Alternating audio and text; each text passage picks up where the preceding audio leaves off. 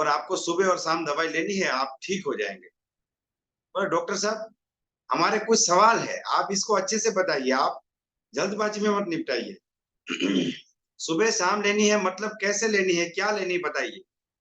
तो डॉक्टर ने कहा कि देखिए, ये जो दवाई है आपको सुबह और शाम को लेनी है। बोला ऐसी बात नहीं है, दवाई पानी के साथ लेनी है या दूध के साथ लेनी है? तो बोलते दूध के साथ लेते हैं तो बहुत अच्छी चीज है, लेकिन दूध अगर नहीं मिलता तो आप पानी के साथ भी ले सकते हैं। अच्छा, पानी के साथ लेके पानी ठंडा होना चाहिए, गर्म होना चाहिए? बोला देखिए, ऐसे तो थोड़ा गुनगुना पानी होगा तो दवाई ज्यादा असर करेगी। अच्छा, दूध के साथ लेंगे तो कौन सा दूध होना चाहिए, गाय का दूध होना चाहिए या भैंस का दूध होना चाहिए? डॉक्टर बोलते हैं भाई कोई सा भी दूध ले लो, गाय का दूध होगा तो और अच्छी बात है।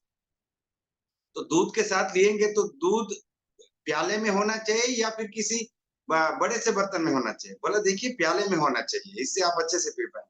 अच्छा, वो मैं खुद पी लूंगा तो चलेगा या फिर मेरा बेटा मुझे पिलाएगा तो चलेगा? तो डॉक्टर को समझ में आ गया कि ये सवाल पूछने वाला आदमी है। इतने सवाल पूछे, इतने सवाल पूछे, इतना परेशान कर दिया। उसके बाद वो चला गया, बड़ी मुश्किल से डॉक्टर को 10 रुपया फीस दी उसने, आधे घंटे बाद वापस आया। बोला डॉक्टर साहब, आपने ये तो नहीं बताया कि ये जो दवाई लेनी है कौन सी सुबह लेनी है और कौन सी शाम को लेनी है? तो डॉक्टर बोला देखो, ये लाल वाली ये सुबह लेनी है और ये पीली वाली शाम को लेनी है। बोला आप बताइए गलती किसकी? डॉक्टर बोलता है गलती तो मेरी है।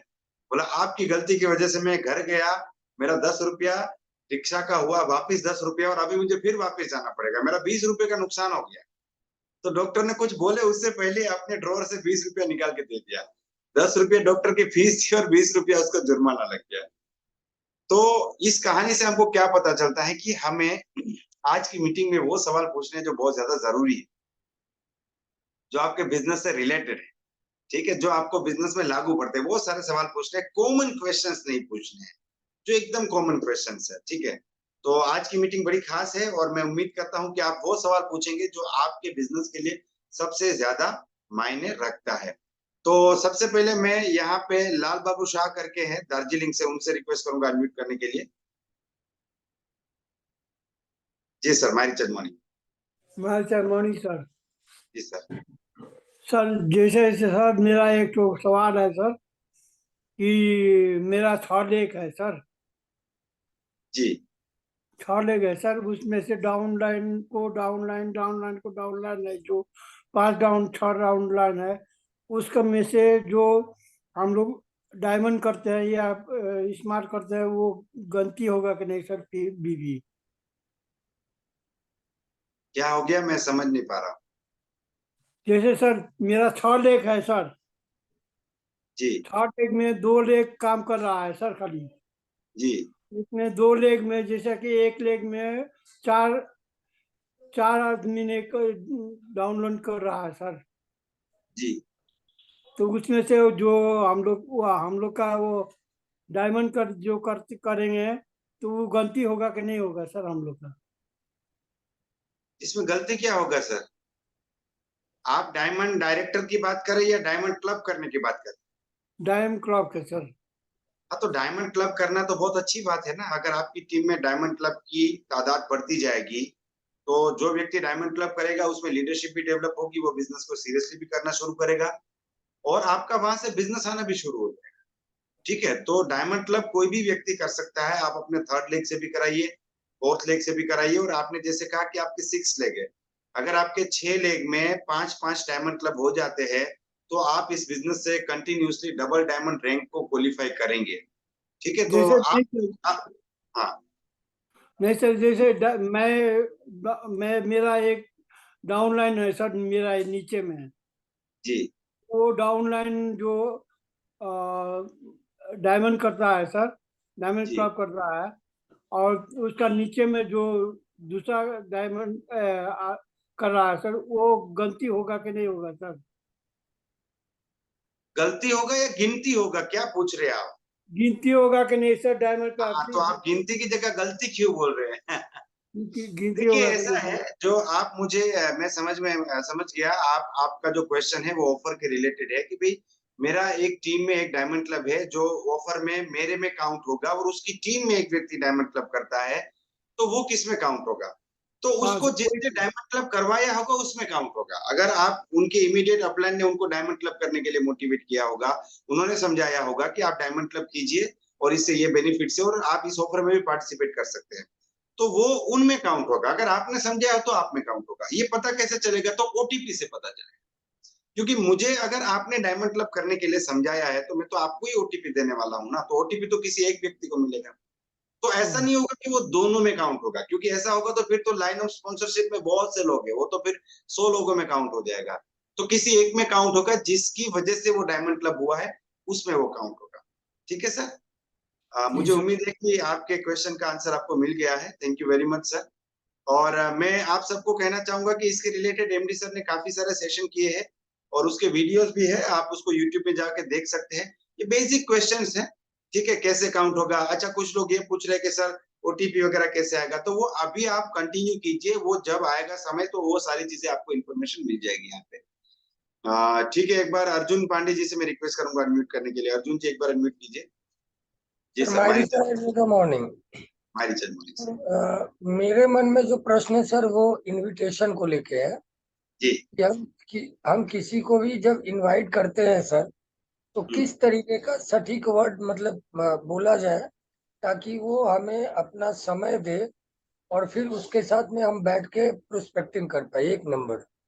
2 नंबर सर, इंडस्ट्री को लेके जैसे भारत में डायरेक्ट सेलिंग के गाइडलाइन में, गवर्नमेंट गाइडलाइन में ऑथेंटिक कंपनियां चल रही है, लेकिन जी। मार्केट में बहुत ऐसी कंपनियां हैं सर जिनका कोई गाइडलाइन से मतलब नहीं है, मनी सर्कुलेशन है, चीट फंड है।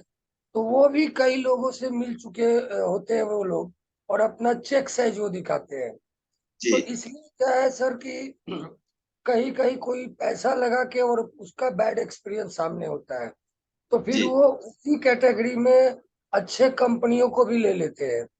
तो फिर जी। वहां पे प्रोस्पेक्टिंग करना, या वो हमारी बात को नहीं सुनते हैं, तो ये हमारे साथी को भी ये जानकारी सर मिल जाए और हमें भी मिल जाए सर कि इस बैरियर को कैसे पार करना है। जी, thank you very much sir. आपने बहुत अच्छा सवाल पूछा है। मैं आपके दोनों क्वेश्चंस को यहाँ पे कवर करूंगा। दोस्तों, सबसे पहली चीज है कि हमें प्रोस्पेक्टिंग को समझना है कि प्रोस्पेक्टिंग क्या है। देखिए, ये जो 4 बेसिक की जो साइकिल है ना, जिसमें 4 स्टेप है कि पहले हम एक लिस्ट बिल्ड करते हैं, उसके बाद हम उन लोगों से बातचीत करते हैं कि हमारे पास एक अपॉर्चुनिटी, मतलब हमारे बिजनेस को दिखाने के लिए हम अप्रोच करते हैं, उसको बोलते हैं प्रोस्पेक्टिंग। उसको कॉलिंग भी बोला जाता है, उसको इनविटेशन भी बोला जा सकता है, ठीक है? इनवाइटिंग कॉल्स भी कुछ लोग बोलते हैं। उसके बाद क्या है कि जो व्यक्ति इंटरेस्टेड है वो प्लान देखने के लिए हमारे साथ मुलाकात करता है, चाहे हम उसके घर पे चले जाए, चाहे वो हमारे घर पे चले जाए। लेकिन एक मीटिंग होती है जिसमें हम लोग प्रेजेंटेशन करते हैं, जिसको हम लोग कहते हैं एसटीपी, उसको हम लोग कहेंगे प्लान शो, ठीक है? और प्लान के बाद अगर उनके कोई क्वेश्चन है, कोई सवाल है, तो उसको सोल्व करके हम उनको बिजनेस को ज्वाइन करने में मदद करते हैं। इसको कहते हैं फॉलो। ये 4 स्टेप जो प्रॉपर तरीके से करता है ना, उसको बिजनेस में 90% प्रॉब्लम यहाँ पे खत्म हो जाती है। तो सर ने पूछा है प्रोस्पेक्टिंग के बारे में, मैं तो उस टॉपिक पे आता हूँ। प्रोस्पेक्टिंग सबसे पहला स्टेप है जब आप कस्टमर के साथ कांटेक्ट में आते हैं, ठीक है? जैसे मान लीजिए कि आपने मेरा नाम लिस्ट पे लिखा है, अर्जुन जी ने एक लिस्ट बनाया, मैं उनका दोस्त हूँ, उन्होंने मेरा नाम लिख दिया चेतन चावड़ा, तो मुझे तो पता भी नहीं है किसी ने मेरा नाम लिस्ट पे लिखा। मेरा माइंड वहां पे इन्वॉल्व नहीं हो रहा है, वहां पे एक ही माइंड इन्वॉल्व हो रहा है, वो है अर्जुन जी का। लेकिन जैसे ही वो मुझे फोन करते हैं और बोलते हैं कि मेरे पास एक अपॉर्चुनिटी है आपके लिए, तो यहाँ पे मेरा माइंड भी इन्वॉल्व हुआ, यानी कि अब 2 दिमाग यहाँ पे चित्र में आ गए, पिक्चर में आ गए, और यहाँ से पहली बार आप कस्टमर के साथ टच में आते हैं। तो प्रोस्पेक्टिंग जो है वो एक एडवर्टीजमेंट जैसा है। जैसे मान लीजिए आप किसी प्रोडक्ट की एडवर्टीजमेंट देखते हैं, ठीक है? अगर उसको उसकी एड ही आपको पसंद नहीं आई तो आप उस प्रोडक्ट को लेने के बारे में कभी सोचेंगे? जैसे मान लीजिए कि किसी मूवी का ट्रेलर हो गया, अगर आपको किसी मूवी का ट्रेलर ही पसंद नहीं आया तो फिर आपको वो मूवी देखने का कभी मन नहीं करेगा, क्योंकि आपको ट्रेलर देख के लगा यार this is not my cup of T, ये मेरे टाइप की मूवी नहीं, मुझे ये बिल्कुल पसंद नहीं है। तो आपकी प्रोस्पेक्टिंग अगर लोगों को पसंद आएगी तो आपके प्लान शो ज्यादा होंगे। यहाँ पे 2 लोग हैं, मान लीजिए मिस्टर ए और मिस्टर बी। मिस्टर ए ने भी 200 लोग की लिस्ट बनाई, मिस्टर बी ने भी 200 लोग की लिस्ट बनाई, लेकिन मिस्टर ए जो है वो कांटेक्ट नहीं कर पाते, उनको पता नहीं कांटेक्ट कैसे करना है, तो वो 200 में से 15-20 लोग को कांटेक्ट करने के बाद कंफ्यूज हो जाएंगे कि शायद ये बिजनेस नहीं चल रहा, शायद मार्केट बहुत नेगेटिव है, शायद मुझे कुछ आता ही नहीं है। लेकिन मिस्टर बी जिसने प्रॉपर तरीके से सीखा है कि लोगों से बात कैसे करेंगे, वो 200 लोगों में से 100 लोग को प्लान दिखा देंगे और वो एक टीम का निर्माण करना शुरू कर देंगे। तो ये बहुत ज्यादा जरूरी है कि आपकी प्रोस्पेक्टिंग अच्छी हो। अब प्रोस्पेक्टिंग करें कैसे? तो इसकी तो एक प्रॉपर ट्रेनिंग है दोस्तों। अगर सिर्फ प्रोस्पेक्टिंग की हम लोग बात करेंगे, तो जब मैं वर्कशॉप में ये ट्रेनिंग लगाता हूँ तो लगभग 1.5 से 2 घंटे की ट्रेनिंग चलती है, क्योंकि उसमें हम लोग प्रैक्टिस भी कराते हैं। उसमें डूस एंड डोंट्स है, क्या करना है क्या नहीं करना है, और लिस्ट के ऊपर काम कैसे करना है, कितने दिन में लिस्ट को खत्म करना है, रोज कितने कॉल्स करने हैं, कॉल करें तब आपकी फिजिकल कंडीशन क्या होनी चाहिए, आप ड्रेस कोड में होने चाहिए, आप स्माइलिंग फेस के साथ कॉल करें। फिर FORM टेक्निक आ जाती है वहां पे, कि पहले फैमिली के बारे में बात करें, फिर ऑक्यूपेशन के बारे में बात करें, फिर रिप्लाई करें, फिर अपने मनी मैसेज करें। उसके बाद लगभग 10-12 टाइप के ऑब्जेक्शन है कि मैं क्या है, कौन सी कंपनी है, चेंज सिस्टम है, प्रोडक्ट बेचना है, इसमें जोड़ने का काम है, या फिर मुझे काम क्या करना पड़ेगा, पैसा कितना आएगा, मेरा कुछ पैसा लग जाएगा, मैं तो बिजी हूँ, मुझे फोन पे बताइए। इस टाइप के ऑब्जेक्शन आते हैं। तो ये तो आप देखिए माय रिचार्ज का जो यूट्यूब चैनल है उसके ऊपर भी आपको ये वीडियोस मिल जाएंगे, ठीक है। और इस टॉपिक पे कई बार हम लोग ट्रेनिंग भी लगा चुके हैं। तो आपको बकायदा अगर प्रोस्पेक्टिंग करना नहीं आता है, तो मैं आपको बहुत ही सिंपल शब्दों में ये बताना चाहता हूं कि आपको अपनी अपलाइन का कांटेक्ट करके इस चीज में मास्टर बनना पड़ेगा। देखिए मैं आपको सीखने की बात नहीं कर रहा हूं, मैं आपको मास्टर बनने की बात कर रहा हूं। क्योंकि सीखना मतलब क्या हो गया कि भाई हाँ सर मैं कांटेक्ट कर लेता हूँ, मैं ठीक ठीक कांटेक्ट कर लेता हूँ, मैं 10 लोगों से बात कर लेता हूँ, 2-3 लोग आ जाते हैं प्लान देखने, ये हो गया सीखना। लेकिन मास्टर बनने का मतलब है कि सर मेरे सामने कोई भी आदमी आ जाएगा ना, मैं उसको फोन पे इतनी बढ़िया बात करूंगा कि एक बार तो वो सोचने के लिए मजबूर हो जाएगा कि एक बार तो इस आदमी को मिलना चाहिए। तो ये मास्टरी आपको हासिल करना बहुत ज्यादा जरूरी है। तो मैं उम्मीद करता हूं कि आपको ये वीडियो भी मिल जाएगा हमारे यूट्यूब चैनल पे, माय रिचार्ज के यूट्यूब चैनल पे आपको इसके इस टॉपिक के ऊपर वीडियो मिल जाएगा। बहुत लंबी बात है, इसके लिए एक PPT भी चलाना पड़ता है, और शायद हम दूसरा टॉपिक कवर भी नहीं कर पाएंगे। लेकिन इनका जो दूसरा क्वेश्चन है वो बहुत इंटरेस्टिंग है कि भाई मार्केट में बहुत से फ्रॉड चलते हैं, बहुत से मनी सर्कुलेशन चलते हैं, और डायरेक्ट सेलिंग के लेके कंपनी ने इंडिया ने, हमारे देश ने गाइडलाइंस लॉन्च की है। तो बहुत सी कंपनी हैं जो उस गाइडलाइन में नहीं चलती है। तो पहले तो माय रिचार्ज एक रजिस्टर्ड कंपनी है। डायरेक्ट सेलिंग की गाइडलाइंस में गवर्नमेंट में हम लोग रजिस्टर्ड है, हमारे पास उसका सर्टिफिकेट भी है। जो हमारे नए साथी है उनको शायद पता नहीं होगा। लेकिन देखिए मनी सर्कुलेशन क्या होता है, इसका एक बहुत सीधा सा हिसाब है कि जहां पे सिर्फ पैसों की लेन देन, मनी सर्कुलेशन, पैसा घूमता रहता है, ठीक है ना। तो कल मुझे एक आदमी का फोन आया कि सर ऐसी कोई कंपनी आई है जिसमें आपको एड व्यू करनी है, मतलब कि आपका एक आईडी क्रिएट होगा और वहां पे 10 जगह पे आपको एड देखनी है और आपको पैसा आएगा। मैंने बोला ये एड देखना है ना, इसका कोई मतलब नहीं। इस आपको लगता है एड देखने से पैसा आता है, लेकिन इसका कोई मतलब नहीं है। आप लोगों को और कराओगे ऐसा करके एक मनी सर्कुलेशन चालू हो जाएगा। एड का तो कोई मतलब ही नहीं वहां पे। तो इस टाइप की जो कंपनी है उसको कैसे पहचानेंगे जहां पे कोई प्रोडक्ट नहीं है। जिस कंपनी के कोई प्रोडक्ट्स नहीं है वो मनी सर्कुलेशन। और बहुत जल्दी गवर्नमेंट जो है इन चीजों के ऊपर बहुत स्ट्रिक्टली एक्शन लेगी, क्योंकि गवर्नमेंट ने रूल तो बना ही दिए कि आपके पास प्रोडक्ट्स होना बहुत ज्यादा जरूरी है, ठीक है। तो ऐसी चीजों में हमको पढ़ने की जरूरत नहीं है। जहां पे लाखों रुपया लगाना है वो भी मनी सर्कुलेशन। क्या आप 2 लाख लगा दो, 5 लाख लगा दो, 10 लाख लगा दो, जिंदगी बदल जाएगी। डायरेक्ट सेलिंग बिजनेस को करने के लिए लाखों रुपए लगाने की जरूरत नहीं है, हमें सिर्फ अपनी दुकान बदलने की जरूरत है। क्योंकि ये आम इंसान का बिजनेस है, ये करोड़पति बनने का बिजनेस है, करोड़पति लोगों का बिजनेस नहीं है। अगर आपके पास ऑलरेडी आपकी 5 लाख 10 लाख रुपया इनकम है, कोई बड़ा बिजनेस कर रहे हैं, कोई फैक्ट्री चला रहे हैं, कोई शोरूम चला रहे, तो हो सकता है कि आप माय रिचार्ज के प्रोडक्ट्स ले ले। लेकिन आप टाई लगा के व्यक्ति के पास जाके प्लान दिखाना शुरू नहीं करेंगे, क्योंकि आप ऑलरेडी आप करोड़पति है। तो ये करोड़पति लोगों का बिजनेस नहीं है, जिनको करोड़पति बनना है ऐसे लोगों का बिजनेस है। ये तो अच्छी बात है ना, इंडिया में 98-99% लोग करोड़पति नहीं है, मतलब हमारा मार्केट तो 98-99%। तो क्या करें, मार्केट में ऐसे भी लोग हैं, तो इससे कोई फर्क नहीं पड़ता है। मैं ऑनेस्टली आपको बताऊं, मैं अपने 19 साल के अनुभव से आपको बताता हूं, इससे कोई फर्क नहीं पड़ता। देखिए भगवान राम जब थे तब भी रावण था, तब भी राक्षस थे, तो उससे कोई फर्क नहीं पड़ता है। आज से 10 साल 15 साल पहले भी ऐसी कंपनियां थी, आज भी है, हो सकता है फ्यूचर में भी रहेगी। लेकिन जो लोग है वो बड़े समझदार हो चुके हैं, आप लोग जो है बड़े जागरूक हो चुके हैं।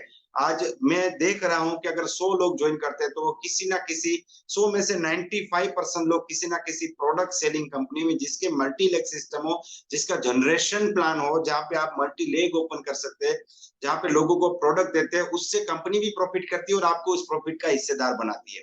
उसी कंपनी में लोग ज्वाइन कर रहे हैं। अब बड़ी समझदारी से लोग जो समझ चुके हैं कि भाई ये जितने भी मनी सर्कुलेशन है, जितने भी फ्रॉड है, उनसे हमें दूर रहने की जरूरत है। ये अब पुराना हो चुका है और अब इतनी दिक्कत नहीं है। लेकिन अगर किसी व्यक्ति को हमने कांटेक्ट किया और उसने ऐसी कोई कंपनी में अपना 50,000 लाख रुपया गवाया है, तो उस व्यक्ति को कैसे बात करें, ये मेन हमारा मुद्दा है जो अर्जुन जी ने बताया। देखिए, एक बहुत ही सिंपल कहावत है कि दूध का जला हुआ छाछ भी फूक फूक के पीता है। ठीक है, अगर कोई व्यक्ति गरम गरम दूध पिलाता है, उसको फिर आप छाछ भी पिलाओगे तो 2-4 बार फूक मारेगा, उसके बाद पिएगा। तो इससे कोई फर्क नहीं पड़ता है, आपको बस उस व्यक्ति से बातचीत करने की जरूरत है। जब भी आपको कोई ऐसा व्यक्ति मिलता है ना, उससे बातचीत कीजिए, उसको सुनिए, उसको एक बार खाली हो जाने दीजिए। फिर जब आप उसके सामने बातचीत रखेंगे कि सर देखिए, आपने जो बात बताई उससे मुझे एक चीज पता चली कि आप आदमी बहुत अच्छे हैं और आप जिंदगी में कुछ करना चाहते हैं, लेकिन आपको गलत सिस्टम मिल गया। अगर आपको सही सिस्टम मिलता तो आज इस बिजनेस से आप करोड़पति होते। फिर वो आपकी बात सुनना शुरू करेगा और फिर जब आप बोलेंगे कि गलत सिस्टम क्या होता है, सही सिस्टम क्या होता है, तो वो व्यक्ति आपके बिजनेस में भी इंटरेस्ट लेगा। ठीक है, और रही प्रोस्पेक्टिंग की बात, तो आप कभी ये उम्मीद ना करें कि आप 20 लोग को कॉल करेंगे और 20 के 20 लोग आपका प्लान देखने आ जाएंगे। मैं तो अपनी ट्रेनिंग में बहुत ही सिंपल तरीके से बताता हूँ, अगर हमने 200 लोग की लिस्ट बनाई है तो हमको इनमें से 100 ही लोग को प्लान दिखाना। अगर आपके 50% लोग भी प्लान देखने के लिए आते हैं तो आपको इस बिजनेस में कामयाब होने से दुनिया की कोई ताकत रोक ही नहीं सकती। अगर आपने 200 लोग की लिस्ट बनाई है, एमडी सर क्या बोलते हैं, पहले 25 लोग की लिस्ट बनाओ और इस लिस्ट को एक हफ्ते में खत्म करो और सिर्फ 4 लोग को जोड़ो। तो 4 लोग को जोड़ने में आपको 12 प्लान दिखाने, तो 25 में से 12 लोग यानी कि आधे लोग अगर आपको मिलते तब भी हमारा काम हो रहा है। ठीक है ना? तो अगर आपकी 200 लोग की लिस्ट है, उसमें से 2-4 बंदे ऐसे मिल गए हैं जो कोई कंपनी में, कोई फ्रॉड कंपनी में फंस चुके थे, अब उनका बिलीव उठ चुका है, तो नो प्रॉब्लम। तो उनकी समस्या है, उनका प्रॉब्लम है।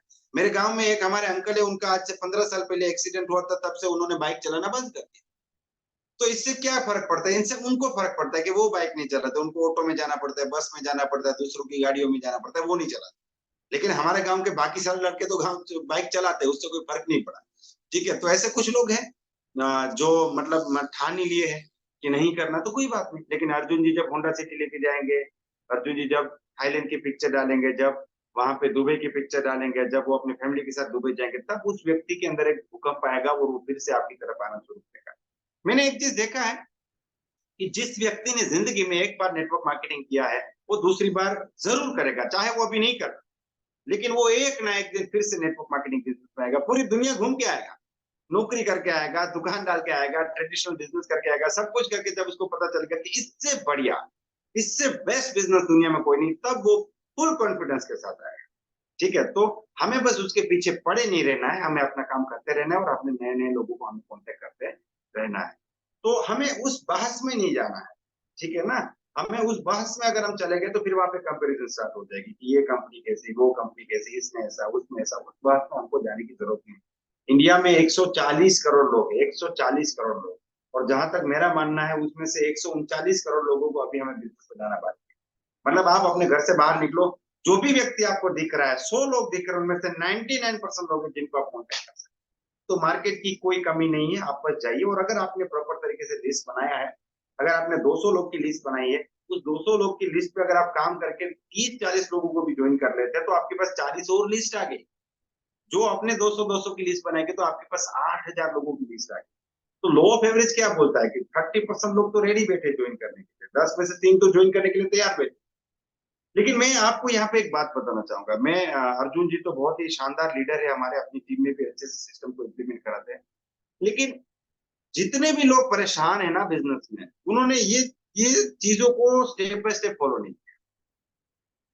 मुझे एक ऐसा आदमी दिखाइए जिसने डायरी परचेस की है, उस डायरी में 200 लोग की लिस्ट बनाई है, उसने कांटेक्ट करने की ट्रेनिंग ली है, प्रैक्टिस भी की है, अपनी अपलाइन के साथ बैठ के 20 कांटेक्ट किए और कांटेक्ट करना सीखा है, और उस व्यक्ति को दिक्कत आ रही है कि लोग नहीं मिल रहे। मुझे ऐसा आदमी दिखा, ऐसा आदमी है ही। कि जितने लोगों को दिक्कत है ना कि लोग नहीं मिल रहे, या तो उन्होंने डायरी परचेस नहीं की, या तो उन्होंने लिस्ट नहीं बनाया, या तो उन्होंने कांटेक्ट करने की ट्रेनिंग नहीं ली है, या फिर उन्होंने प्रैक्टिस। ये 4 चीजें जो व्यक्ति कर लेता है ना, उसको कभी भी लोगों की कमी पड़ेगी, कहीं भी जाएगा टीम का। और वो बड़े सिस्टमेटिक तरीके से काम करता है, अपने लिस्ट में देख के काम करता है, उसको इधर उधर काम करने की जरूरत नहीं। तो मैं उम्मीद करता हूँ कि राजेंद्र अर्जुन जी के मैं सवाल का जवाब दे पाया हूँ। एक बार राजेंद्र जी को मैं रिक्वेस्ट करूंगा अनम्यूट करने के लिए। राजेंद्र भुक्कल जी एक बार अनम्यूट कीजिए। सिंह सर। हमारी चंद जी सर बताइए। राजेंद्र जी आपकी आवाज नहीं आ रही है। मुझे लगता है इंटरनेट की समस्या है, उसकी वजह से सर जो है वो अपनी बात नहीं रख पा रहे हैं। ओके, एक बार विद्युत शाह जी को मैं रिक्वेस्ट करूंगा अनम्यूट करने के लिए। विद्युत जी आप अनम्यूट कीजिए। अच्छा, मॉर्निंग सर। जी सर हमारी चंद। सर मेरा यही सवाल है। जब किसी के पास हम प्लान देखने जाता है तो उसका जो हॉट बटन कैसे ढूंढे सर? सर एक बार फिर यही से मेरा पूछिए। सवाल है जब आप किसी सर। के प्लान दिखाने जाते हैं फिर। हाँ हाँ हाँ, जानने के बाद उसका हॉट बटन जो कैसे ढूंढे, यही मेरा ओके सवाल है सर। जी, चलिए बहुत अच्छा सवाल पूछा है। मैं इसको थोड़ा सा अच्छे से एक्सप्लेन करूंगा फिर समझाता हूँ। सर का क्वेश्चन ये है कि हर व्यक्ति का अपना एक रीजन होता है बिजनेस को ज्वाइन करने का, ठीक है ना। उसकी एक नीड होती है। जैसे मान लीजिए कोई व्यक्ति है, उसके ऊपर 4 लाख रुपए का कर्जा है, तो आप उसे होंडा सिटी के लिए मोटिवेट नहीं कर सकते, क्योंकि उसका प्रॉब्लम दूसरा है। उसका प्रॉब्लम है कि भाई मुझे 4 लाख रुपया कहाँ से मिलेगा कि मैं अपने कर्जे को उतार सकूं। तो जिसके ऊपर कर्जा है उस व्यक्ति को फिर आप बोलेंगे कि आप होंडा सिटी खरीद सकते हैं, तो उसको उसमें कोई इंटरेस्ट, ठीक है ना। ये बिल्कुल ऐसा है कि किसी बच्चे को अगर उंगली में चोट लगी है, वहां पे दर्द हो रहा है, तो उस बच्चे को आप खिलौने के लिए मोटिवेट नहीं कर सकते जब तक वो दर्द खत्म नहीं होगा। पहले उस दर्द को ठीक करना। तो सर का क्वेश्चन है कि वो कैसे ढूंढे। देखिए बहुत ही अच्छा सवाल पूछा है आपने, और इसकी एक प्रॉपर टेक्निक है जो मैं आप लोग को बताता हूँ, वो आप प्लान शो में यूज कर सकते हैं। थोड़ा सा आपको इसको प्रैक्टिस करना पड़ेगा, और ये बहुत ही शानदार तरीका है। इससे आपको 99% केस में रिजल्ट मिलेगा। मतलब आपका ऐसा नहीं होगा कि आपका प्रोस्पेक्ट जो है वो ना बोलने के लिए, वो तो आप बोलने के लिए मजबूर हो जाएगा, वो ना बोल नहीं पाएगा। तो वो प्लान दिखाने की बिगिनिंग कैसे करेंगे उसके ऊपर। जैसे मान लीजिए आपने किसी से प्लान दिखाना शुरू किया, बातचीत हुआ, आपने खुद को इंट्रोड्यूस किया, आपने हैंडशेक किया और उसको थोड़ा बहुत अप्रिशिएट किया, उस थोड़ा 2-4 सवाल पूछे, क्या कर रहे हैं आप और घर में सब लोग कैसे, बातचीत हुआ। उसके बाद आप बोलते हैं कि भाई क्या मैं आपका 2 मिनट का टाइम ले सकता हूँ? 2 मिनट में मैं आपको बताऊंगा आज की मीटिंग का पर्पस क्या है, जो हम लोग ट्रेनिंग में भी सिखाते हैं। तो बोलेगा हाँ ठीक है, 2 मिनट में आपकी बात सुनने को तैयार हूँ। फिर आप उनको बोलिए कि देखिए आज दुनिया में हर व्यक्ति भाग रहा है। कोई नौकरी के लिए भाग रहा है, कोई बिजनेस के लिए भाग रहा है, कोई दुकान चला रहा है, सब कोई भाग रहा है। लेकिन अल्टीमेटली क्यों भाग रहा है? पैसा कमाने के लिए भाग रहा है, ठीक है। तो पैसा कमाना क्यों चाहता है आदमी? क्योंकि हर व्यक्ति अपनी जिंदगी में अपनी जरूरतों को पूरा करना चाहता है और अपने सपनों को पूरा करना चाहता है। तो हमारी जो जरूरत है और हमारे जो सपने हैं वो 90% सपने हमारे कॉमन है, ठीक है। तो उसके बाद आप बोलिए कि एक हमारा सपना होता है कि हमारा सपनों का घर हो। हर व्यक्ति की जरूरत भी और सपना भी है कि मेरे पास अपना खुद का एक आलीशान घर हो, जिसको मैं ड्रीम हाउस कह सकूं। फिर आदमी देखता है कि मेरे पास एक अच्छी गाड़ी होनी चाहिए। फिर हम लोग सोचते हैं कि बच्चों को अच्छे से अच्छा एजुकेशन दे पाए, हम इतने सक्षम होने चाहिए कि बच्चों को अच्छा एजुकेशन दे पाए। फिर हर व्यक्ति चाहता है कि वो दुनिया की सैर करे। वो चाहता है सिंगापुर जाए, गोवा जाए, दुबई जाए, मलेशिया जाए। इस टाइप के ड्रीम होते हैं हमारे कि हम परिवार के साथ प्लेन में जाए, दूसरी कंट्री में जाए, दुनिया को देखें। उसके बाद हम चाहते हैं कि हमारे ऊपर कोई कर्जा ना हो, कर्ज मुक्त जीवन हो, ठीक है। और एक सिक्योरिटी हो, फाइनेंशियल सिक्योरिटी हो, कि हम फाइनेंशियली खुद को पूरी तरीके से सिक्योर कर दे, पैसों का टेंशन ना हो। तो ये 5-6 चीजें आपको उनके सामने डायरी में लिखनी है, एक एक चीजें लिखनी है। चाहे एक एक वर्ड लिखे, एक एक फाइनेंशियल सिक्योरिटी ऐसा लिखने की जरूरत नहीं है, ठीक है ना। तो आपने एफ कर दिया, एस कर दिया, ऐसे फटाफट फटाफट आप बातचीत करते जाओ और लिख रहे। फिर उनसे पूछिए कि सर ये 6 चीजें किसी भी व्यक्ति के पास है तो उसको आप एक कामयाब व्यक्ति कहेंगे या नहीं कहेंगे? बोला बिल्कुल कहेंगे, क्यों नहीं कहेंगे। तो अगर मैं आपको एक सवाल पूछूं कि मान लीजिए ये 6 में से कोई एक चीज आपको मिलेगी, तो वो आप कौन सी सिलेक्ट करें? तो अगला व्यक्ति कहेगा कि सर मैं चाहता हूं कर्जा मुक्त जीवन। इसका मतलब क्या है? इसका मतलब है कि उसके ऊपर कर्जा है। देखिए कर्जा मुक्त जीवन का सपना कौन आदमी देखता है? जिसके ऊपर कर्जा है वही देखता है। मान लीजिए मेरे ऊपर कोई कर्जा नहीं और मेरा सपना है कर्जा मुक्त जीवन, ये तो हो नहीं सकता, ठीक है ना। मेरे पास हैरियर कार है, मेरा ड्रीम कार कौन सा है? तो हैरियर नहीं है। क्यों? क्योंकि वो तो सपना पूरा हो गया। जीवन में हमारा मन उसी चीजों के पीछे भागता है जो हमारे पास नहीं है। जैसे आपका आपका सपना है सपनों का घर। अब आपने एक बार 2 करोड़ का घर बना लिया। अब कोई आपको पूछेगा 6 महीने बाद कि आपका ड्रीम क्या है, तो आप ये नहीं बोलेंगे ये जो घर बना है वही मेरा ड्रीम है, ये तो हो गया। अब अगला ड्रीम क्या है? तो हमारा मन उसके पीछे भागता है। तो अगर किसी व्यक्ति ने कहा कि कर्जा मुक्त जीवन, तो वो तभी ये बात कह रहा है कि उसके ऊपर कोई कर्जा है। तो आपको पता चल गया उसको क्या चाहिए। ठीक है, मान लीजिए उसने कहा कि सर मेरा ड्रीम है होंडा सिटी का, यानी कि उनके पास होंडा सिटी नहीं, उनको होंडा सिटी सबसे ज्यादा मोटिवेट करती है। अगर उन्होंने कहा सर मेरा ड्रीम है सपनों का घर, मैं अपने परिवार को अच्छा घर देना चाहता हूँ, यानी कि या तो वो भाई साहब रेंटेड हाउस में रहते हैं, रेंट वाले मकान में रहते हैं, या फिर उन अब जहाँ पे रहते हैं अभी या जिस घर में रहते हैं उससे वो खुश। तो यहाँ से आपको पता चलेगा उनको क्या चाहिए। ठीक है ना। तो कई बार क्या होता है कि हम लोगों को वही बातें बताते हैं जो हमको चाहिए। ठीक है, हमें रॉयल्टी बहुत अच्छी लगती है तो हम रॉयल्टी को बहुत ज्यादा हाईलाइट करते हैं प्लान में। ठीक है, लेकिन उनको क्या चाहिए वो बहुत ज्यादा इंपॉर्टेंट है कि उनको क्या चाहिए। एक बार क्या हुआ, एक आदमी साइंटिस्ट था, तो वो फिशिंग करने के लिए गया। फिशिंग करने के लिए गया तो उसने वो तार लगाया था और उसमें कैडबरी चॉकलेट लगाई थी। और वो एक दिन गया लेकिन फिश पकड़ी नहीं, दूसरे दिन, तीसरे दिन, चौथे दिन, रोज जा रहा है लेकिन फिश को पकड़ नहीं पा रहा है। लेकिन वो देख रहा है कि एक अनपढ़ आदमी आता है और 10 मिनट में फिश पकड़ के चला जाता है। तो उसका ईगो बड़ा हर्ट हो गया कि मैं तो बड़ा साइंटिस्ट हूँ, ये अनपढ़ है, मैं फिश नहीं पकड़ पा रहा, ये 10 मिनट में पकड़ लेता है। तो 6 दिन मेहनत करने के बाद वो हिम्मत हार गया। उसने उस अनपढ़ आदमी को पूछा, भाई तुम करते कैसे हो, फिश कैसे पकड़ लेते हो? बोला मैं तो कुछ नहीं करता हूँ, मैं बस तार डालता हूँ, फिश अपने आप आ जाती। बोला मैं भी तार डालता हूँ, मैं 6 दिन से तार डाले बैठा हूँ, फिश तो आ नहीं रही। बोला आप जो तार डालते हो उसमें क्या डालते हो, उसमें क्या फंसाते हैं? बोला कैडबरी चॉकलेट। बोला ऐसा क्यों? बोला मुझे कैडबरी चॉकलेट बहुत पसंद है। तो वो अनपढ़ आदमी साइंटिस्ट को एक चांटा लगा देता है। फिर बोलता है कि तुझे क्या पसंद है वो इम्पोर्टेंट नहीं, मछली को क्या पसंद है वो इम्पोर्टेंट। मछली को कीड़ा पसंद है, तो मैं कीड़ा डालता हूँ तो मछली तुरंत पकड़। तो कई बार हम लोग प्लान में क्या करते हैं, मुझे जो अच्छा लगता है। अच्छा, कुछ लोग तो क्या गलती करते हैं, मेरा क्या ड्रीम है, मैं आपको बताता हूँ मेरा क्या ड्रीम है, मैं इस बिजनेस ये कर लूंगा।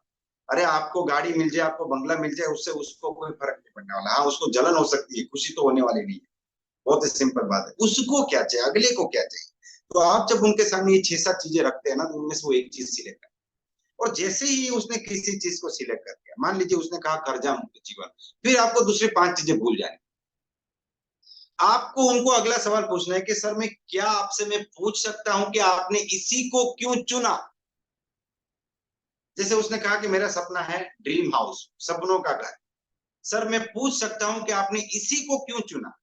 तो वो बोलेगा कि देखिए मैं अभी भाड़े के मकान में रह रहा हूँ, रेंटेड हाउस में रह रहा हूँ, तो मेरे पास खुद का मकान नहीं है, इसलिए मैं चाहता हूँ कि मेरा खुद का मकान हो, क्योंकि मुझे बहुत दिक्कतें हो रही। सर क्या दिक्कत हो रही, मैं जान सकता हूँ, क्या परेशानी हो? बोला देखिए मकान मालिक आ जाता है पहली तारीख को, कभी कभी मैं रेंट नहीं दे पाता हूँ, फिर वो जोर जोर से चिल्लाता है, मुझे अच्छा नहीं लगता है। मेरा खुद का मकान होना चाहिए, खुद का घर होना चाहिए, मेरे परिवार का सपना है, मेरी वाइफ की भी एक्सपेक्टेशन है कि हमारा खुद का घर हो, मेरे बच्चे अपने घर में खेले, ये मेरा सपना है। तो सर आप जो घर बनाना चाहते हैं वो सिंपल घर बनाना चाहिए, सपनों का घर। बोला देखिए घर तो इंसान का जिंदगी में एक बार बनता है, सपनों का घर।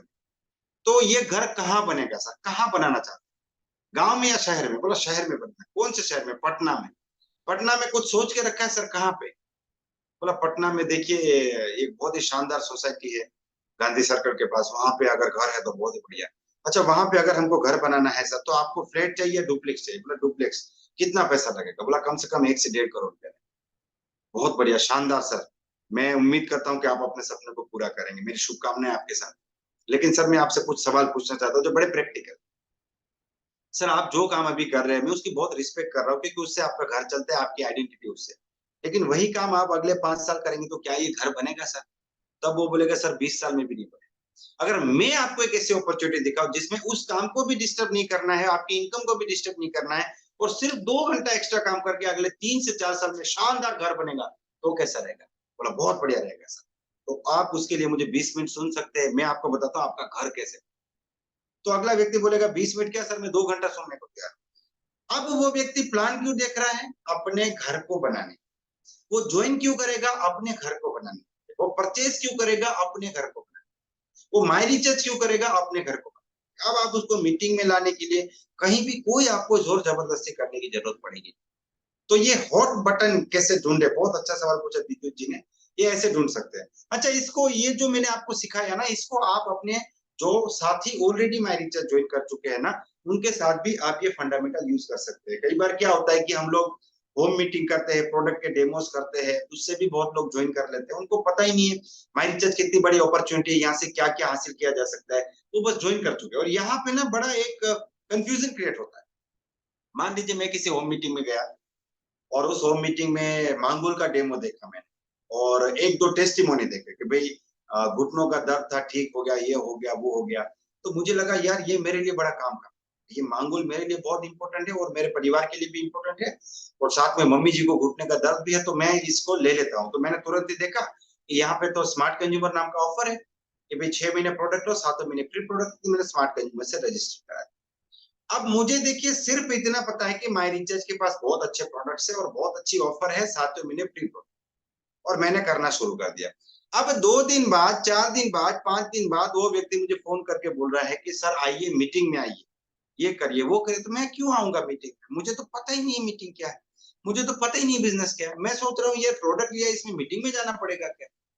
तो यहाँ पे एक स्टेप मिसिंग है। वो कौन सा स्टेप मिसिंग है कि अगर मैं किसी होम मीटिंग से प्रोडक्ट्स के माध्यम से ज्वाइन किया हूं, या किसी भी व्यक्ति ने मुझे प्रोडक्ट दिखा के या स्मार्ट कंज्यूमर दिखा के इस बिजनेस में ज्वाइन किया है, तो उस व्यक्ति को एक और मीटिंग मेरे साथ करनी चाहिए। इसको बड़ा ध्यान से समझने की कोशिश।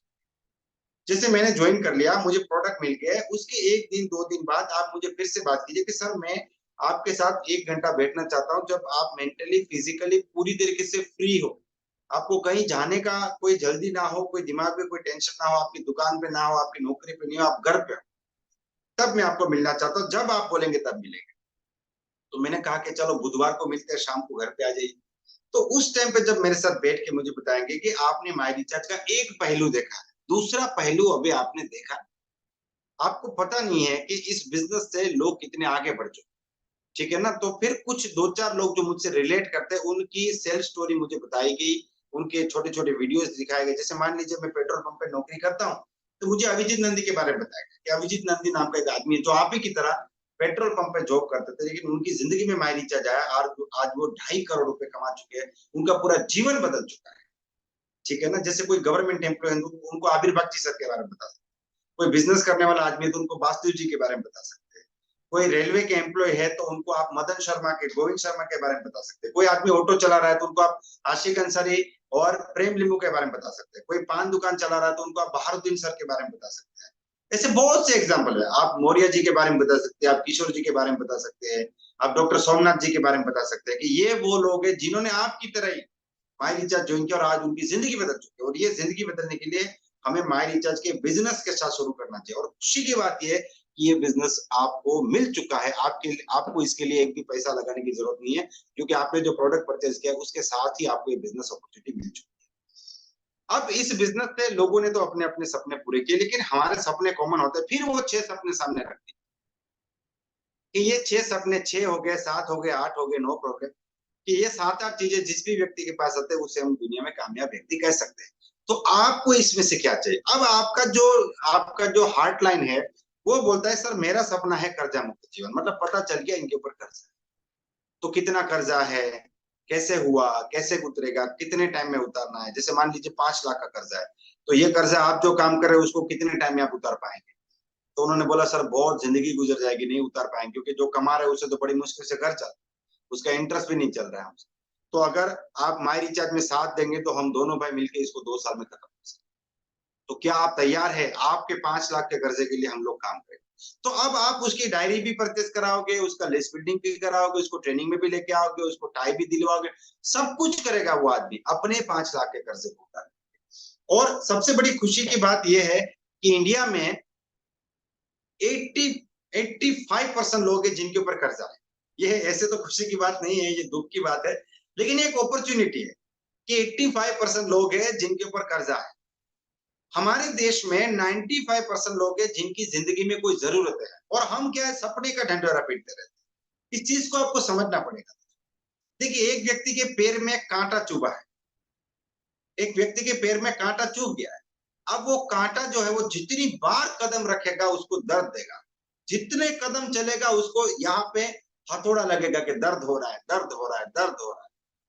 और एक व्यक्ति के पैर में कोई कांटा नहीं है, उसकी जिंदगी बड़ी खुशहाल है, वो मलमल के उसके ऊपर चल रहा है वो, लेकिन उसको गुलाब जामुन खाने का बड़ा मन है।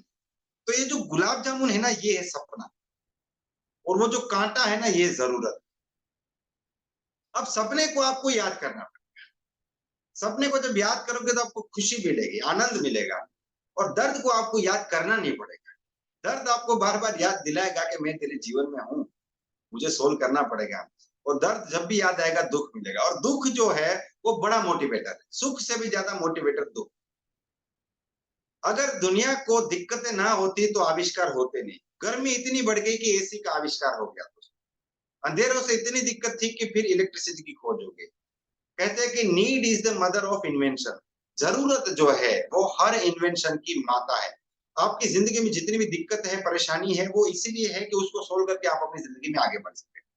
तो आप नीड खोजिए। मैं यहाँ तक बिलीव करता हूं कि जिस भी व्यक्ति की जिंदगी में कोई जरूरत है, उसको आप किसी सपने के लिए मोटिवेट नहीं कर सकते, पॉसिबल नहीं। क्योंकि जब तक वो कांटा नहीं निकलेगा, तब तक गुलाब जामुन खाने का कोई मन करने वाला नहीं। एक बार कांटा निकले फिर आगे की बात हो। और अच्छी बात यह कि आपको 95% लोग नीडी मिलेंगे।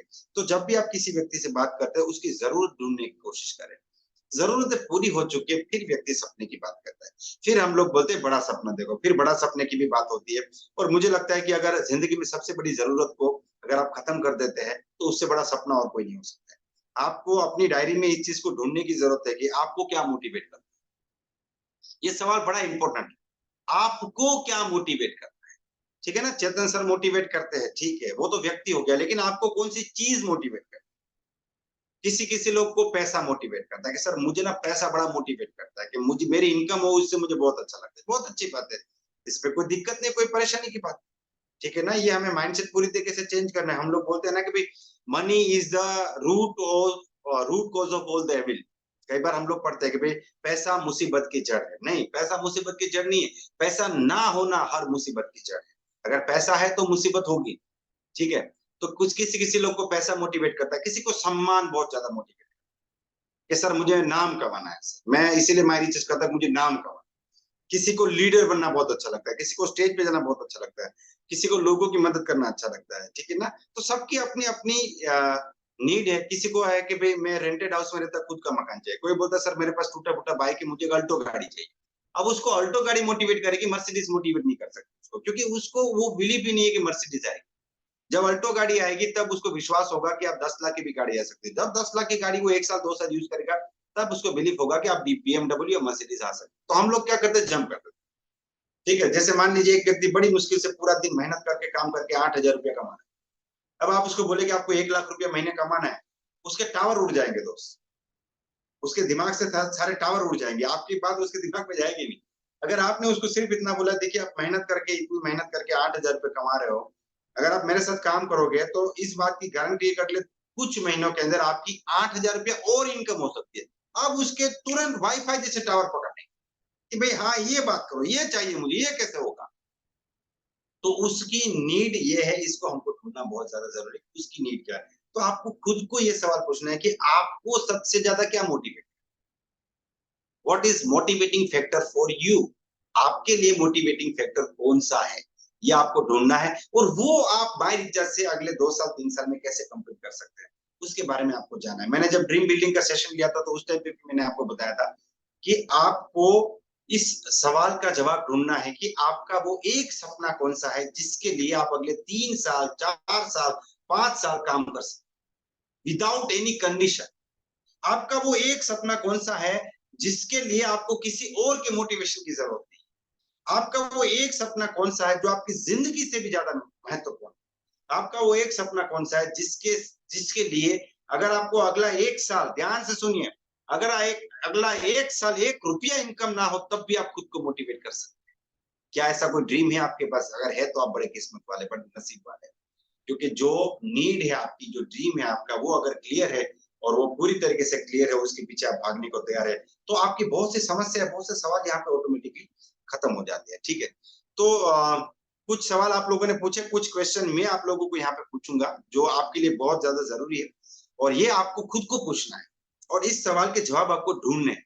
जिनमें से एक क्वेश्चन तो मैंने आपको पूछ लिया कि आपको सबसे ज्यादा क्या मोटिवेट करता है, ये सवाल आपको खुद पूछना है। दूसरा, क्या आप अपना 100% दे रहे हैं? Are you giving your 100%? मैं कई बार अपनी ट्रेनिंग्स में लोगों को सवाल पूछता हूँ, कितने लोग करोड़पति बनना चाहते? सब लोग हाथ ऊपर करते हैं, कहां से? हमको करोड़पति बनना है। अच्छा, आप करोड़पति बनने के लिए जितनी मेहनत करनी चाहिए उतनी मेहनत जो व्यक्ति कर रहा है वो खड़ा। आप यकीन नहीं मानिए, शायद ही कोई 400-500 लोग की मीटिंग में 1 या 2 लोग खड़े होते हैं। बाकी के लोग को तो खुद ही पता है कि हाँ, हमको पता है हमको जितनी मेहनत करनी चाहिए उतनी हम नहीं कर, ठीक है ना? तो सबसे पहले इस सवाल का जवाब यस लेके आए। आपका ये टारगेट हो गया आज से, कि आज से 6 महीने बाद, 1 साल बाद, 2 साल बाद अगर मुझे कोई ये सवाल पूछे कि भाई कामयाब होने के लिए मुझे जितनी मेहनत करनी चाहिए उतनी मैं कर रहा हूं कि नहीं, तो इस सवाल का जवाब है यस, ठीक है ना? इसका जवाब अभी यस है कि नहीं वो तो आपको खुद पता है कि आपको जितनी मेहनत करनी चाहिए उनमें से आप कितनी मेहनत कर रहे हैं। तो अपनी एंड से कुछ भी कम नहीं होना चाहिए। 99% positive is equal to negative, ठीक है ना? तो 99% एफर्ट का यहाँ पे कोई वैल्यू नहीं है, आपको 100% एफर्ट देने पड़ेंगे। सर कोशिश तो कर रहे हैं, ट्राई तो कर रहे हैं। देखिए, दो चीजें मैच नहीं हो रही। एक तरफ हम बोल रहे 10 लाख रुपया इनकम हो, दूसरी तरफ हम बोले कोशिश तो कर रहे हैं। तो जितना आपका बड़ा सपना है, जितना साउंड आपका ड्रीम है, उतना बड़ा आपका एफर्ट भी होना चाहिए, उतना साउंड आपका एफर्ट भी होना बहुत ज्यादा जरूरी है। तो दूसरा क्वेश्चन है, क्या आप अपना 100% दे रहे हैं, यस और नो? क्योंकि यहाँ पे ना एक रूल काम करता है। वो रूल कौन सा है? वो रूल ये है कि दो चीजें है हमारे बिजनेस में, और एक्चुअली हमारी लाइफ में भी, ये तो पूरी लाइफ में अप्लाई होता है ये, कि दो प्रकार की चीजें, एक जो हमारे कंट्रोल में है, दूसरा जो हमारे कंट्रोल में नहीं, ठीक है? जैसे मान लीजिए कि आपने 10 लोग को कॉल किया कि मेरे पास एक शानदार बिजनेस ओपन, तो उस 10 में से कितने लोग आपका प्लान देखने आएंगे, ये आपके हाथ में नहीं है। आप कितने भी अच्छे कांटेक्ट करने वाले, लेकिन ये आपके हाथ में नहीं है। लेकिन 10 लोग को कॉल करना या नहीं करना, ये तो आपके हाथ। तो यहाँ पे दो चीजें, एक जो आपके कंट्रोल में नहीं है, दूसरा जो आपके कंट्रोल में है। आपके सामने एक व्यक्ति बैठा है, आपने उसको प्लान दिखाया, वो ज्वाइन करेगा कि नहीं, ये 99% उसके हाथ में। कई बार आप बहुत ही शानदार प्लान दिखाते हैं, लेकिन अगला व्यक्ति को करना ही नहीं है, नहीं करेगा, नो प्रॉब्लम, ठीक है? तो अगला व्यक्ति प्लान देखने के बाद ज्वाइन करेगा कि नहीं, ये आपके हाथ में नहीं है। लेकिन उसको कैसे प्लान दिखाना, उसको जैसा तैसा करके खत्म कर देना, या उसको शानदार तरीके से प्लान दिखाना, ये किसके हाथ में? ये आपके हाथ में। आज मैं आपके सामने बैठा हूं, मेरे सामने 650 लोग हैं, तो आज मैं आपसे बात कर रहा हूं, तो मैं पूरी तरीके से मेंटली फिजिकली इन्वॉल्व होकर अपना 100% दूं, या जैसे तैसे करके 730 कर दूं, ये किसके हाथ में? ये तो मेरे हाथ में है। लेकिन मैं जो कुछ भी आपको बता रहा हूं, उनमें से कितनी चीजें आप डायरी में लिखेंगे, कितना इंप्लीमेंट करेंगे, कितना नहीं करेंगे, ये आपके हाथ में है। तो दुनिया में हमेशा दो प्रकार की चीजें होती, एक जो हमारे कंट्रोल में है, दूसरे जो हमारे कंट्रोल में नहीं है। तो नियम क्या है? नियम यह है कि जो आपके कंट्रोल में नहीं है उसकी चिंता करना छोड़ दीजिए। जो आपके कंट्रोल में नहीं है उसकी चिंता करना छोड़ दीजिए। देखिए, बहुत बड़ी बात है, आपके जो सुबह से लेकर रात तक आपके 90% प्रॉब्लम सॉल्व हो जाएंगे बिजनेस के, और आपके फैमिली के, और आपकी जिंदगी के, अगर आपने इसको समझ लिया। जो आपके कंट्रोल में नहीं है उसको आप उसकी चिंता करना छोड़ दीजिए। लेकिन लेकिन लेकिन जो आपके कंट्रोल में है उसको छोड़ दीजिए। उसमें 99% नहीं होना चाहिए, उसमें 100% होना चाहिए। जैसे आप मीटिंग में जाते तो टाई पहन के जाना कि बिना टाई के जाना, ये तो आपके हाथ में है, ठीक है? तो उसमें 100%, ये नहीं कि टाई जेब में डाल के चले गए या बैग में डाल के चले गए, या आज नहीं होगा तो चलेगा। आप यहाँ पे मीटिंग में बैठे, अब वीडियो ऑन रखना कि नहीं, ये तो आपके हाथ में है, ठीक है? ये तो आप प्रॉपर ड्रेस कोड में बैठना, अच्छे से डायरी पेन लेके बैठना के सोते सोते मीटिंग अटेंड करना, ये तो आपके हाथ में है, ये तो आपके ही कंट्रोल में है ना, इसमें तो कोई कुछ नहीं कर सकता, ठीक है? तो जो आपके कंट्रोल में है उसको छोड़ दीजिए, उसमें 100% दीजिए। या फिर मैं यहाँ पे ये कहना चाहूंगा कि आपके कंट्रोल में क्या है और आपके कंट्रोल में नहीं है। देखिए, रिजल्ट जो है वो आपके कंट्रोल में नहीं है। जैसे मैंने आपको कहा कि आपने किसी को प्लान दिखाया, वो ज्वाइन करेगा कि नहीं, वो ज्वाइन करेगा कि नहीं, ये रिजल्ट है, वो आपके हाथ में नहीं है। आपने 5 लोग को अप्रोच किया, कांटेक्ट किया कि मेरे पास एक अपॉर्चुनिटी है, तो वो 5 लोग प्लान देखने आएंगे कि नहीं? तो प्लान देखने आना या ना आना, ये कॉल किया उस एक्शन का रिजल्ट है। तो रिजल्ट कभी भी आपके हाथ में नहीं है दोस्तों, ठीक है, लेकिन आपके हाथ में क्या है? प्लान दिखाना। आपके हाथ में क्या है? कांटेक्ट करना। आपके हाथ में क्या है? टाई पहनना। आपके हाथ में क्या है? खुद को मोटिवेट रखना। आपके हाथ में क्या है? होम मीटिंग्स ऑर्गेनाइज करना। अच्छा, होम मीटिंग ऑर्गेनाइज करना कि नहीं करना आपके हाथ में, लेकिन मीटिंग में कितने लोग आएंगे आपके हाथ में नहीं। तो आपके हाथ में क्या नहीं है? रिजल्ट आपके हाथ में नहीं है। आपके हाथ में क्या है? एफर्ट्स, मेहनत आपके हाथ में है। करना कि नहीं करना ये आपके हाथ में, कैसे करना ये आपके हाथ में, उसका रिजल्ट क्या आएगा ये आपके हाथ में नहीं है। तो कृष्ण भगवान पहले से कह के गया है ना कि कर्म करता जा, फल की चिंता मत कर, फल देना मेरा काम है, मेरा चौकीदार मत बन, मैं अपना काम करूंगा। तो सारी मुसीबतें कहां से शुरू होती है? सर मैं ये करता हूं ऐसा क्यों होता है, सर मैं वो करता हूं वैसा क्यों होता है, सर मैं ऐसा करता हूं तो ऐसा क्यों हुआ। तो आप रिजल्ट के बारे में चिंता करें, वो चिंता छोड़ दीजिए आप। सर मैंने अपने 4 डाउनलाइन को फोन किया, उन्होंने फोन नहीं उठाया, तो वो आपके हाथ में नहीं है। आपके हाथ में एक चीज था, फोन करना। आपने किया ना, बस आप खुश रहिए, आप अपना काम करें, ठीक है ना। सर मैंने 5 कांटेक्ट किया, 10 कांटेक्ट किया, सर मैंने होम मीटिंग ऑर्गेनाइज की, तो आप अपनी मेहनत को और बेटर कीजिए। आप रिजल्ट जो भी मिलता है उसको हंसते हुए चेहरे के साथ एक्सेप्ट करना अगर आप सीख लेंगे। आप ट्रैफिक में जा रहे हैं, ट्रैफिक जाम हो गया, आप परेशान हैं, क्या कर सकते हैं? आपके हाथ में कुछ भी नहीं, बैठे रहिए। आप सोचे कि भाई ये तो मेरे हाथ में नहीं, तो आपको यहाँ पे जो दिमाग खराब होता है ना वो नहीं, ठीक है ना। आपने कोई बहुत अच्छा काम किया, किसी को मदद की, उसने सामने से थैंक यू नहीं बोला, अप्रिशिएट नहीं किया, तो आप दुखी हो जाते, यार उसने थैंक यू नहीं कहा, लेकिन वो तो आपके हाथ में नहीं है। आपके हाथ में था मदद करना, आपने कर दिया। उसके हाथ में था थैंक यू कहना नहीं कहना, उसने नहीं किया, तो आपको उसकी चिंता करने की जरूरत नहीं है। तो इसीलिए आपको जितनी मेहनत करनी चाहिए, क्या आप उतनी कर रहे हैं? यस और नो। क्या आप अपना 100% दे रहे हैं? यस और नो। अगर नो, तो पहले इस सवाल का जवाब यस में लेके आइए, और एक दिन में नहीं होगा, एक दिन में नहीं होगा, हो सकता है 6 महीने निकल जाए, हो सकता है 1 साल निकल जाए, आपको इस क्वेश्चन का आंसर यस में। क्या मुझे जिस एटीट्यूड से काम करना चाहिए उस एटीट्यूड से काम कर रहा हूँ? यस और। क्या मुझे जितना टाइम देना चाहिए उतना टाइम दे रहा हूँ? यस और। क्या मुझे जितने प्रोडक्ट्स खुद परचेस करने चाहिए उतने कर रहा हूँ? यस और। क्या मुझे जिस ड्रेस कोड में रहने चाहिए उस ड्रेस कोड में रहता हूँ? यस और। क्या मुझे जितने मीटिंग्स करने चाहिए उतनी मीटिंग्स कर रहा हूँ? यस और नो। क्या मुझे जितने प्लान दिखाने चाहिए उतने प्लान दिखा रहा हूँ? यस और नो। ये सारे सवालों की तो लिस्ट लग जाएगी, और अगर आपने ये सवालों के जवाब यस में लेके आ गए, तो दोस्तों आप इस बिजनेस के ग्राउंड डायरेक्टर हैं। 6 महीना लग सकता है, 1 साल लग सकता है, लेकिन आपका फोकस यहाँ इस डायरेक्शन में अपने आप को फेंक दीजिए, आपके मुझे इस डायरेक्शन में आगे बढ़ना है। ये बहुत ज्यादा जरूरी है। ये दूसरा क्वेश्चन। तीसरा क्वेश्चन, आपको खुद को यह सवाल पूछना है कि आपको क्या आता है। आपको क्या आता है, इस क्वेश्चन का आपको आंसर लिखना है कि आपको क्या आता है। सर मुझे लिस्ट बनाना आता है, मुझे कॉन्टेक्ट करना आता है, मुझे टाई पहनना आता है, मुझे प्लान शो करना आता है, मुझे फॉलो अप करना आता है, मुझे मीटिंग ऑर्गेनाइज करना आता है, मुझे होम मीटिंग करना आता है, मुझे मांगोल सेल करना आता है, मुझे स्मार्ट कंज्यूमर कन्वर्ट करना आता है, मुझे स्मार्ट कंज्यूमर को डायमंड क्लब में कन्वर्ट करना आता है, मुझे एक साथ 5 लोग को प्लान दिखाना आता है, मुझे स्टेज पे बोलना आता है, मुझे मोटिवेट करना आता है, मुझे अपनी टीम में प्रोडक्ट्स को कैसे यूज कराना है वो आता है, मुझे रेफरेंस लेना आता है, मुझे खुद को मोटिवेट करना आता है। जो भी आता है, जितना भी आता है उसको लिखिए। और जब भी आपको लगता है ना कि मजा नहीं आ रहा है, इस लिस्ट को एक बार पढ़ लीजिए। देखिए यहाँ पे एक काम और मैं आपको दे रहा हूँ, आप अपने स्ट्रेंथ का भी एक लिस्ट बनाए कि आपको ऊपर वाले ने क्या क्या खूबियां दी है, ठीक है ना। कोई कोई बोलते सर हमारे अंदर क्या खूबी है, हमारे अंदर तो कोई खूबी नहीं है। देखिए आप वो खूबी देखने वाला चश्मा पहनना पड़ेगा, तब आपको दिखाई दे, ठीक है ना। सबसे पहले तो खूबी है कि भाई हमें इतना अच्छा शरीर दिया है, स्वस्थ शरीर दिया है।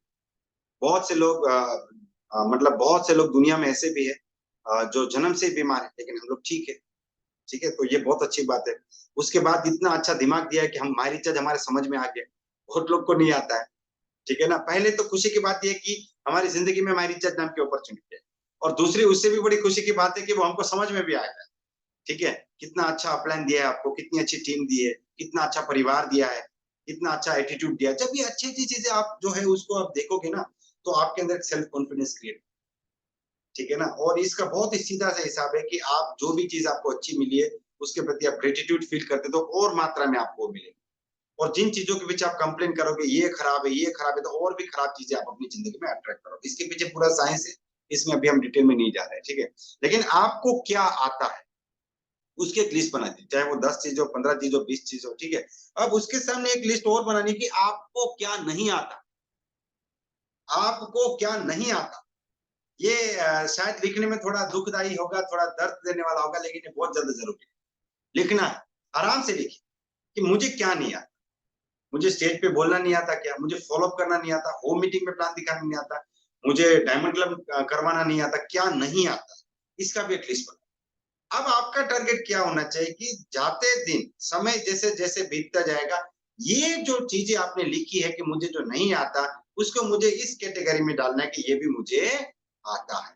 ये प्रोसेस है, इस प्रोसेस में अगर आप चले गए तो आप कंटिन्यूअसली ग्रोथ वाली प्रोसेस, आपका बिजनेस ग्रो करेगा, आपकी पर्सनालिटी ग्रो करेगी, आपकी जिंदगी ग्रो करेगी, आपका इनकम ग्रो करेगा, आप पूरी तरीके से ग्रो, ठीक है ना। तो ये दो लिस्ट के ऊपर आपका फोकस, ये आपके जीवन का आईना है।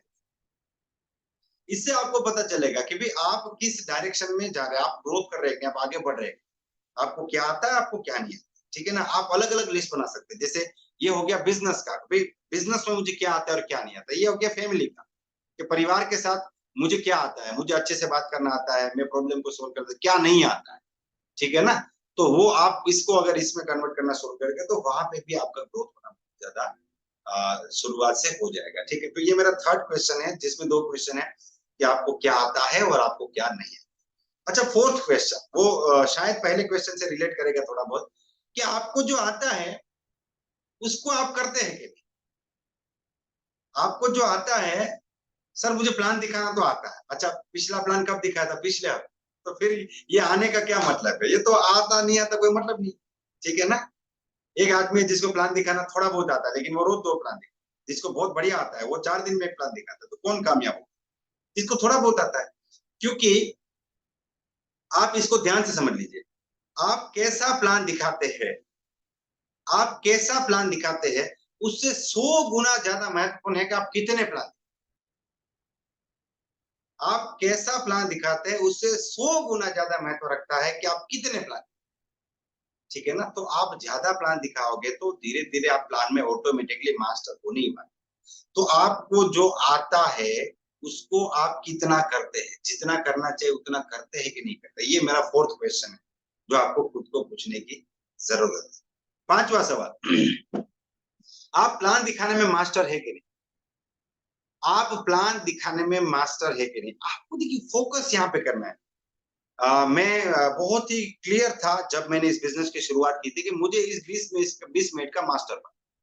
हम जिंदगी में बहुत कुछ सीखते हैं, खाना पीना, उठना बैठना, चलना फिरना, म्यूजिक प्ले करना, गाने गाना, सब कुछ सीखते, साइकिल चलाना, बाइक चलाना, गाड़ी चलाना, ड्राइविंग करना, क्रिकेट खेलना, दोस्त बनाना, दुश्मन बनाना, झगड़ा करना, सब कुछ सीखते हैं ना हम लोग। आप एक चीज सीख लीजिए, 20 मिनट का प्लान। ये 20 मिनट का प्लान आप मास्टर बन जाइए, ऐसे मास्टर बन जाइए। घर में कोई कोई तलवार ऐसी होती है ना कि बच्चों को बोलते इसको छू मत, क्योंकि छू लिया तो भी उंगली कट जाएगी। इसकी धार इतनी जबरदस्त है, अगर गलती से ऐसे गिर गया तो हाथ काट देगा। क्यों धार इतनी जबरदस्त है, आपके प्लान की धार इतनी जबरदस्त कि आपके रडार में कोई आदमी आ गया तो फिर वो 4 दिन बाद वो टाई पहन के मारी चल मॉर्निंग। इतना शानदार प्लान होना चाहिए। आपके प्लान के बिगिनिंग में आपको पता होना चाहिए कि आदमी लास्ट में कौन सा सवाल पूछे, ठीक है। तो आप कई लोग बोलते हैं सर मैं प्लान तो दिखाता हूँ, पिछले महीने इतने लोग जुड़े थे, इस महीने इतने लोग जुड़े, उसका फोकस वहां पे नहीं है कि सर मेरा प्लान पहले मैं ऐसा प्लान दिखाता था अब और अच्छा। देखिए आपका फोकस कहाँ, बहुत इंपॉर्टेंट है। आपका फोकस प्रोसेस पे है कि रिजल्ट पे, ठीक है ना। प्रोसेस बहुत इंपॉर्टेंट है दोस्तों। एक बहुत ही शानदार बुक है हैबिट के ऊपर, जेम्स क्लियर की बुक है। वो तो बोलते हैं कि आप रिजल्ट को भूल जाओ, प्रोसेस के ऊपर फोकस करो। मान लीजिए 2 लोग हैं, ठीक है। एक का नाम है राजेश और दूसरे का नाम है अर्जुन, मान लीजिए, ठीक है। अब दोनों ही ओवरवेट है, दोनों का वजन बहुत ज्यादा है, 100 किलो वजन है। अब दोनों को वजन कम करना है। तो अर्जुन जी ने क्या किया, फोकस किया, गोल सेट कर दिया कि मुझे 70 किलो वजन करना, 30 किलो कम करना। उन्होंने अपने घर में पोस्टर लगा दिए, ये कर दिया, बैनर बना दिया, अपनी डायरी में लिख दिया, खुद को मोटिवेट करना है, वजन कम करना है, वजन कम करना है, वजन कम करना है, मोटिवेट सब कुछ कर रहा है। लेकिन जो राजेश जी थे उन्होंने क्या किया, उन्होंने सिंपल कुछ नियम बना दिए कि देखिए सबसे पहला नियम है कि सुबह 5 किलोमीटर दौड़ना है, दौड़ना ही दौड़ना है, बारिश होगी तो भीगते हुए दौड़ूंगा लेकिन दौड़ूंगे दौड़ूंगा। दूसरा नियम है आज से शरीर बढ़ाने वाली चीजें खाना बंद, चाय दिन में एक ही बार पीऊंगा, मिठाई खाना बंद, ये बंद, वो बंद, पनीर बंद, बटर बंद, सब कुछ बंद। तीसरा नियम है रात का खाना 7 बजे के बाद नहीं, ठीक है। चौथा नियम, ऐसे करके 4-5 नियम बना दिए उन्होंने। अब उनका पूरा फोकस नियम पे कि ये नियम फॉलो हो रहे कि नहीं। अर्जुन जी रोज सुबह उठ के खुद को मोटिवेट कर रहे हैं, वजन कम करना है, वजन कम करना है, ये करना है, वो करना है, मोटिवेट कर। लेकिन जब सामने गुलाब जामुन आता तो बोला एक खा लेता हूँ, एक से क्या होगा, ठीक है ना। लोगों के बहाने कैसे होते हैं कि एक दिन नहीं खाने से कोई पतला नहीं होगा, तो एक दिन खाने से वजन बढ़ भी नहीं जाएगा, आज खा लेता हूँ, कल देखेंगे। वो है ना कि आज नकद उधार, कल उधार, तो कल तो कभी आने वाला है नहीं। कल भी वही वर्ड लगा हुआ है कि आज आपको नकद देना है, उधार कल मिलेगा, ठीक है। लेकिन जो राजेश जी है वो प्रोसेस को फॉलो कर रहे हैं। भाई मुझे देखना नहीं मेरा वजन कितना, मुझे बस 5 किलोमीटर दौड़ना है, मुझे वजन बढ़ाने वाली चीजें नहीं खानी है, रात का खाना बंद कर देना है। ये 3-4 स्टेप उन्होंने फॉलो किया। तो 1 महीने बाद, 2 महीने बाद शायद राजेश जी भूल चुके वो क्यों ये सब कुछ कर रहे हैं। उनको याद भी नहीं है वजन कम करना है, लेकिन उनका वजन उतरेगा। और जो 24 घंटे सोच रहा है वजन कम करना है, वजन, लेकिन प्रोसेस के ऊपर तो कोई फोकस ही नहीं है, प्रोसेस का तो पता ही नहीं है, प्रोसेस के ऊपर कुछ भी नहीं है, तो उनका वजन तो बढ़ता जाएगा। तो आपका फोकस कहाँ पे है? आपका फोकस प्रोसेस पे है कि सिर्फ रिजल्ट पे? सर इस महीने इतना इनकम है, इस महीने इतना इनकम। देखिए ये जो 2000, 3000, 5000, 10,000, 20,000, 30,000 है ना, ये इसीलिए है कि आप इस बिजनेस को समझ पाए, आप इस बिजनेस को कंटिन्यू कर पाए। आपका टारगेट तो होना चाहिए, पहला टारगेट होना चाहिए 50,000 नहीं तो 1 लाख रुपए।